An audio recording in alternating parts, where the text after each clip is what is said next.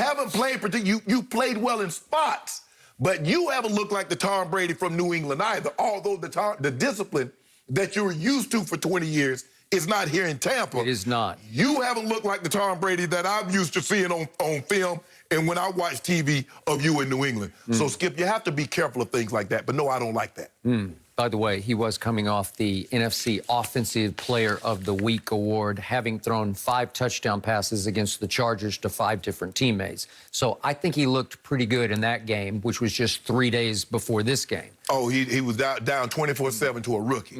Oh, he looked good. That rookie has arrived. Yeah, okay. And they were 3-1 going to Chicago, and all of a sudden the sky fell on them because they could not protect Tom Brady, especially in the second half, against a furious, ferocious Bears pass rush, featuring a guy that you fear in Khalil Mack. Yeah. I mean, you'd say he's... Oh, yeah, return of the Mack. Yeah, okay, right? Yep.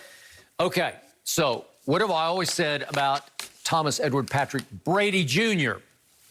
He has a split personality. He has this thing called Psycho Tom that comes out during games, and it's not a pretty sight because he is a wild-eyed, driven competitor. Right up there with Jordan, but he's in a very different package. What did you hate and maybe quietly love about The Last Dance? Jordan's just all over his teammates. You want to talk about verbal abuse? It's like all time. It's off the charts, right? Yep. He got away with it because he could back it up on the floor, and they knew it. He backed it up in practice. Right. Okay, I agree with your premise of you can't just go to the sideline and start humiliating people in front of other teammates. Yes. Because Brady just loses it, especially when he sees his center, who I think by all accounts, he loves him. He thinks he's a really good player. He trusts him, but he couldn't trust him not to do that. Right.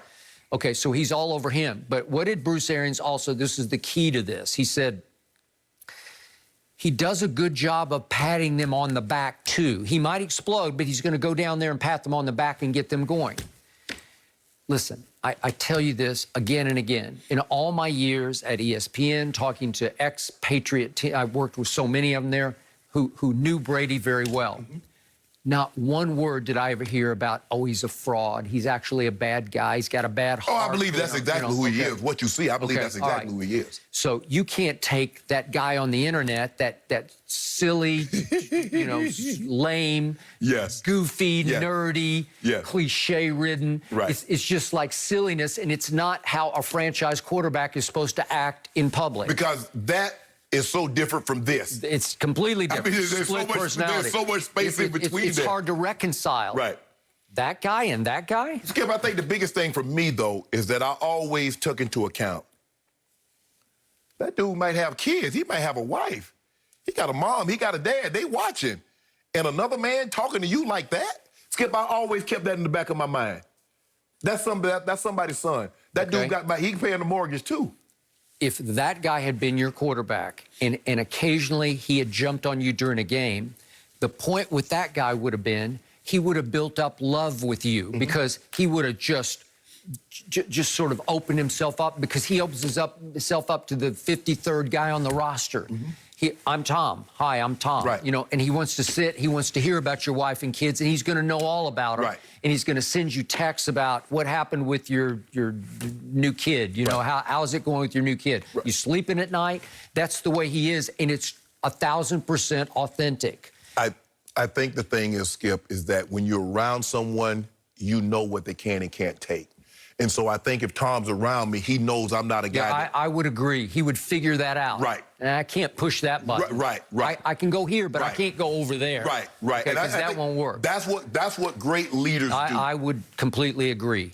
So remember, whatever that Psycho Tom competitor is, that's the guy who has 6 rings with 6 game-winning drives in the fourth quarter or overtime. It's extraordinary. He doesn't get enough credit for that. But you can't do that being that guy on the internet. That guy can't do that. Skip, I would have felt better. He calls the offense up. Guys, what we doing? We're getting these penalties. We're shooting ourselves. We're harming ourselves. They're not stopping us. Okay. We're getting holding. We're getting procedures and then dead ball foul penalties. To me, I have studied this guy for a long time. I thought he was coming a little unglued more than usual at the whole bench area. Yes. because that was the first night he missed Coach Belichick, or at least the Patriot way. Yes. Not Belichick himself. Right.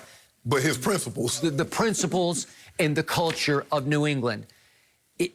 What did they end up having? I forgot to look it up. 11 penalties? Yeah. Okay, 11 for 109 yards, I believe it was. Because he had never been in a situation where we beat ourselves. That's what I'm saying. If another team beats us, we can live with that. But They kept making dumb mistakes. Correct. And it wasn't New England-esque.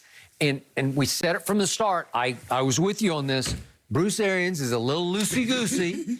It's like, go drive him no crazy. risk it, no biscuit. Just heave it down the field. Maybe we catch it, maybe they catch it. That's not the way he operates. Right. So he's trying to find his way into that system and mold the system a little bit to his taste, where it can be much more careful than it was before. He needs to get BA. Yeah. Because one or two things happen when you see things like this happen from a team perspective, Skip. Yep. Either you coach it or you allow it. Yeah. Both are on the head coach. One or two things are happening. You coaching it or you're allowing it. So I need Tom to go to BA and say, BA, you need to crack down on this. Yep. You need to, because the defense are getting ticky-tack fouls and jumping off sides also. So this is how we're going to handle that. Yep. Coach Bella, like I said, Skip, you take a lot of times, when you move now, you have to understand, because, man, I love this house. I love this house. I move somewhere else. The bathroom and the master bedroom might not be the same as the house that I really love. Am I going to be accepting of that? Yep. So, Tom, although you got these weapons, the discipline that you're so used to having, where you didn't beat yourself, okay.